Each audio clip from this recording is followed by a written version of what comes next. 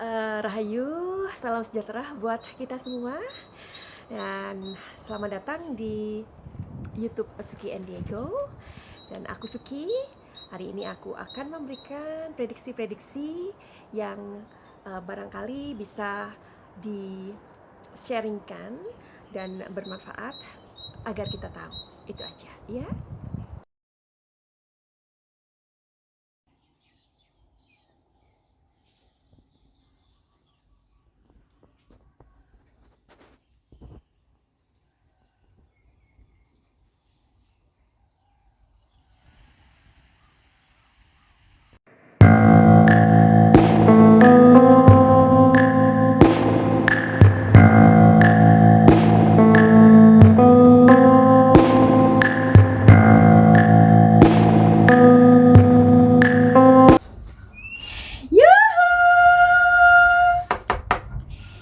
Anybody home? Semoga kita disinari oleh kasih dan cinta. Selamat datang di channel aku. Buat kamu yang pertama kali datang dan terdampar di YouTubeku ini, aku si pembisik kartu. Aku tinggal di Belanda dan di Thailand. Buat kamu yang udah mengikuti aku, udah subscribe dan udah selalu hadir, aku mengucapkan terima kasih, banyak cinta buat kalian. Hari ini, seperti yang aku bilang, aku akan membuat sebuah prediksi lagi dari sambungan membahas Danu, ya kan? Karena Danu ini kan dilihat atau diragukan tentang pernyataannya dia. Kemudian Bapak Indra Jainal datang memberikan sebuah klarifikasi yang baru. Jadi buat kamu yang belum mengikutinya, silahkan lihat di part 1, oke? Tentang Danu, oke. Kenapa sih Madam Suki sekarang kalau buat videonya sedikit-sedikit? Iya sayang, karena Madam Suki nggak mau talk too much. Anyway, kalian itu sukanya apa sih? Madam Suki yang datangnya seperti ini, yang yuhu, yang begitu, atau kalau lagi malam-malam itu cuma bilang selamat malam. Coba ya, aku dibantu untuk cari tahu gitu loh. Kepo juga kan aku ini. Coba kalian tuh sukanya yang aku pas gimana gitu ya. Jadi jangan bilang aku sukanya pas lihat Madam Suki mandi. Jangan, nggak boleh. Oke, intermezzo ya barusan. Oke, jadi menyambung dari video sebelumnya, aku bertanya, bagaimanakah pengacara yang ditunjuk atau dipilih oleh Bapak Indra Zainal ini untuk mendampingi keduanya? Apakah nanti bisa membela? Karena itu pekerjaannya advokat ya, pekerjaan dari keprofesionalan seorang pengacara adalah membela kliennya, begitu ya. Jadi kan kadang aku bisa ngerti sih kalian itu yang gemes gitu ya dengan pengacaranya ini, pengacaranya itu, bahkan aduh udah deh gini, ada yang menyatakan gini, nanti itu kalau ketahuan bohong itu pengacaranya di ini juga di apa pokoknya karena membela begini-begini. Ya namanya pengacara itu kan memang tugasnya membela sayang, seperti itu ya. Tapi memang tidak bisa dipungkiri bahwa masalah ini cukup membuat emosi kita terpancing ya. Oke, so let me focus just for a while please.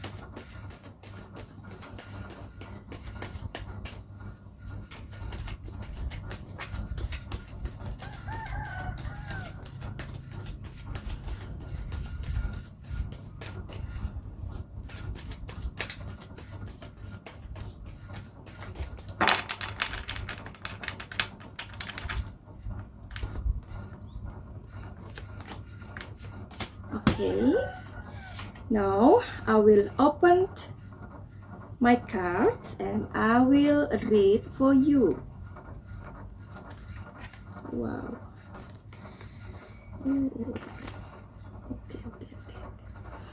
Oke, aku mau kocok lagi ya, aku mau shuffle lagi.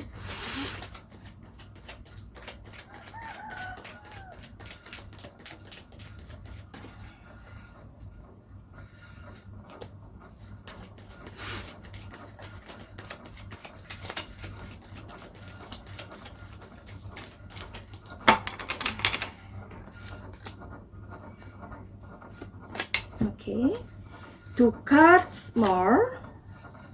Okay.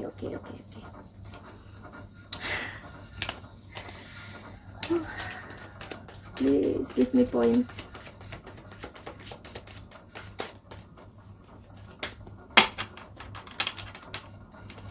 Mungkin kamu ada pertanyaan nggak? Kenapa tukang tarot itu atau reader tarot itu kami menggunakan semacam ini?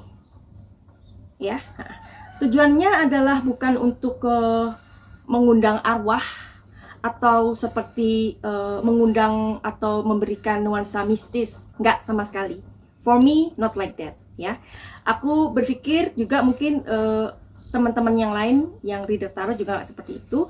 Jadi ini gunanya adalah untuk fokus aja, ya, fokus. Memfokuskan diri kita pada satu titik di mana kita ingin menemukan sebuah jawaban melalui sebuah tool. Ini the tool. The toolnya adalah kartu tarot, oke, alat kerja. Aku akan membaca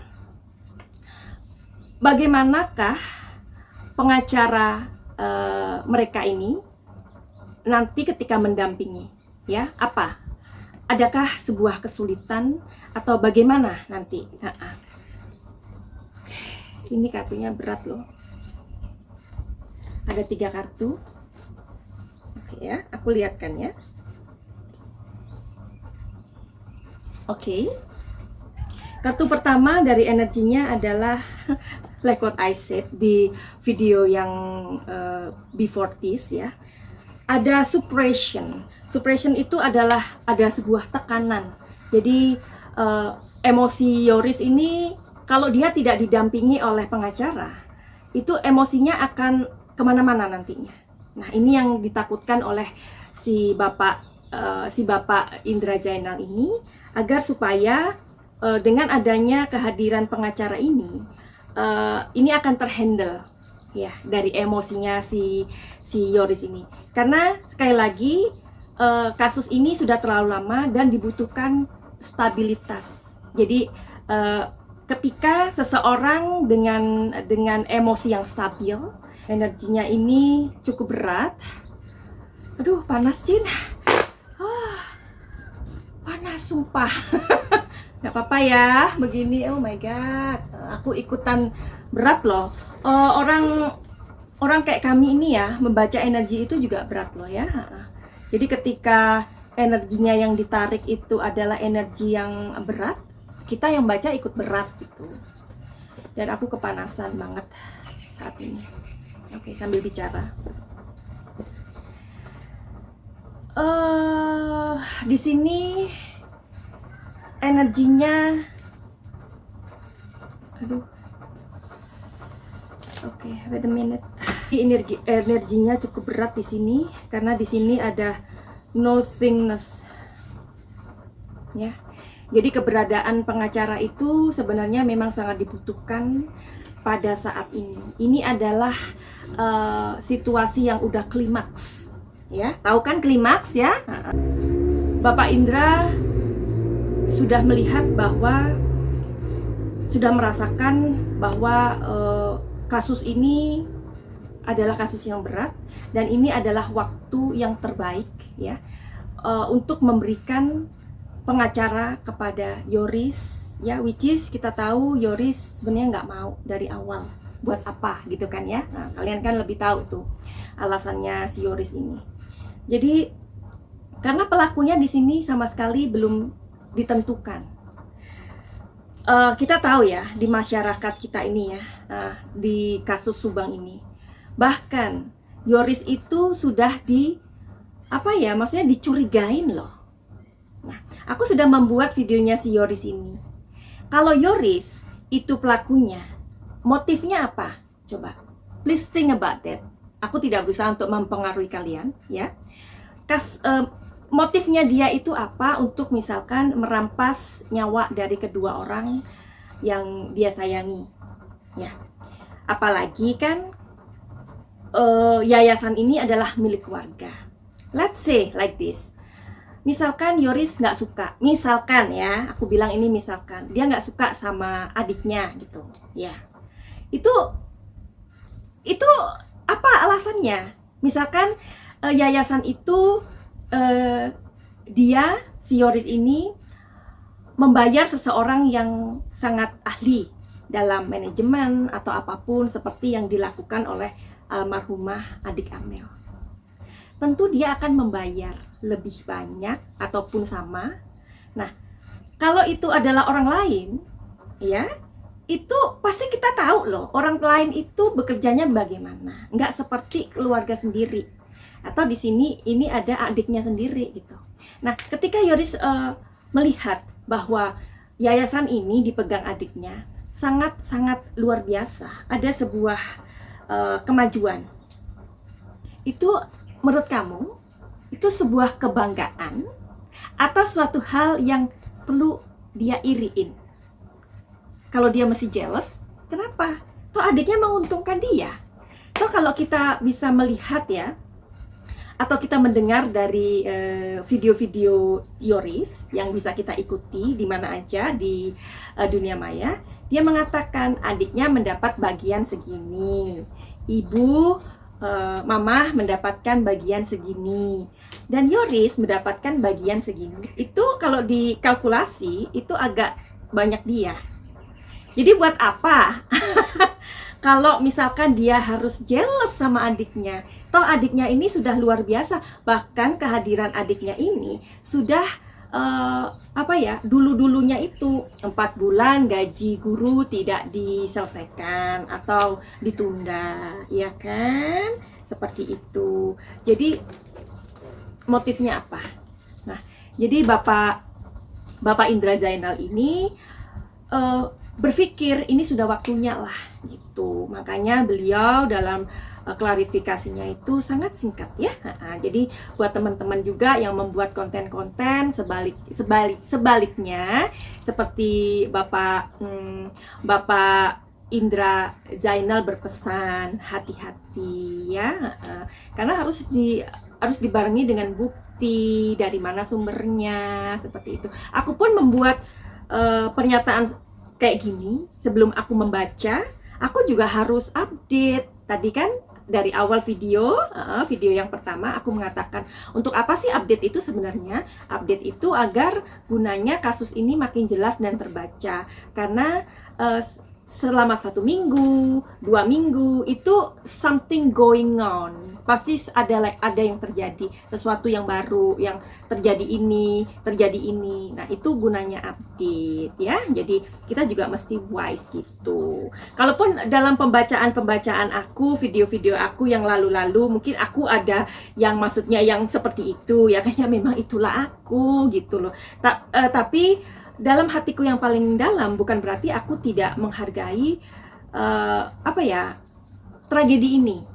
Nah, dalam video-video beberapa waktu yang lalu juga aku pernah nangis ya kan, karena aku larut dalam situasi ini seperti itu. Nah, kartu berikutnya adalah ini. Sorry. I'm so sorry. This one. Oke. Jadi ini apa arti dari kartu ini? Artinya adalah bahwa Bapak Indra Zainal kekeh gitu loh. Dalam arti dia keep untuk dalam waktu-waktu mendekati. Ini kan penyelidikan sudah sejauh ini nih. Pasti kan nanti polisian juga akan mengatakan, ayo ini tanggal sekian, bulan sekian, kita akan menentukan siapa yang tersangka. Nah, sebelum nanti gelar perkara ini dimulai ya. Jadi Bapak Indra Zainal sudah sepertinya keep dalam arti di sini oke, aku nggak mau untuk terlalu memberikan terlalu memberikan atau membuka opini aku untuk publik, karena itu benar-benar nanti akan semakin kemana-mana nantinya. You know what I mean, oke? Terus sekarang ini ada 3 kartu lagi yang akan aku baca bersamaan aja, oke? Jadi energinya seperti ini. Apa artinya ini, Madam Suki? Nah, artinya ini adalah kartu ini mengatakan padaku bahwa kehadiran dari pengacaranya ini tentu saja akan membackup atau akan membantu banyak hal ya. Jadi gunanya pengacara itu seperti itu loh. Meskipun misalnya di pihak yang berlawanan, opposite dari apa yang kita atau apa yang terjadi. Ya memang mereka bekerja dengan profesional mereka. Ya, jadi pengacara Yoris dan Danu ini akan membawa possibilities yang benar-benar memang diharapkan oleh Bapak Indra Zainal sebagai paman dari pihak keluarga, ya. Dan di sini akan membuka tabirnya. Tabir ini akan segera bukan memakai ilmu cocologi lagi, ya kan? Tetapi ini sudah memberikan sebuah analisa, dan analisa itu sudah mendekati kebenaran-kebenaran yang memang segera akan diungkapkan seperti itu ya.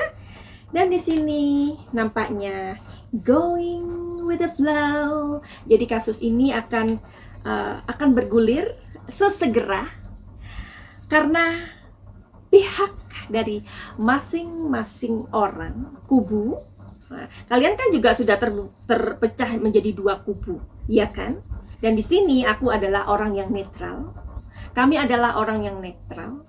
Barangkali dari intuisi kami atau pembacaan kami dari apapun itu yang sudah kami lakukan sejauh ini, kami sudah juga tahu, ya kan? Tahu pelakunya atau misalkan orangnya atau motifnya seperti ini. Tapi itu pun kami harus diam karena di sini kami harus netral, ya.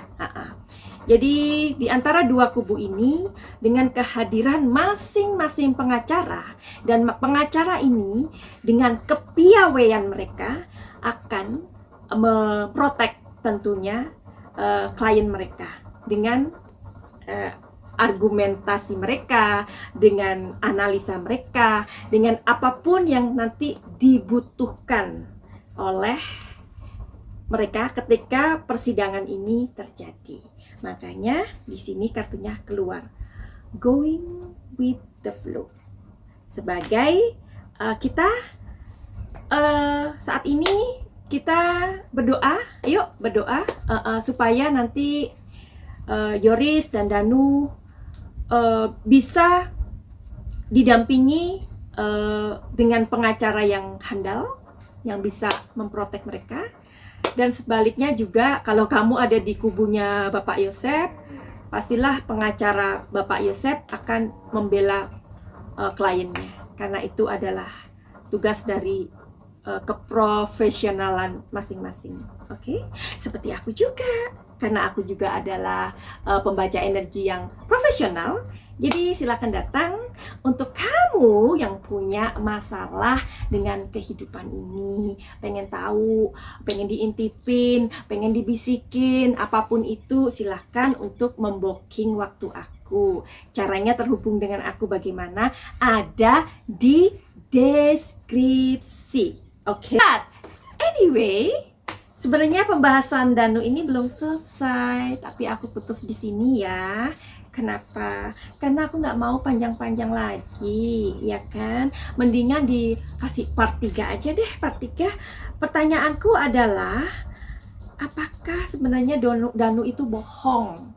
Ya, karena juga ada banyak pertanyaan dari teman-teman ini ya, dan ada juga yang mengetuk-ngetuk inbox aku, tolong dong Madam Suki, tolong liatin Danu ini bohong nggak sih? Nah, ini akan menjadi video berikutnya.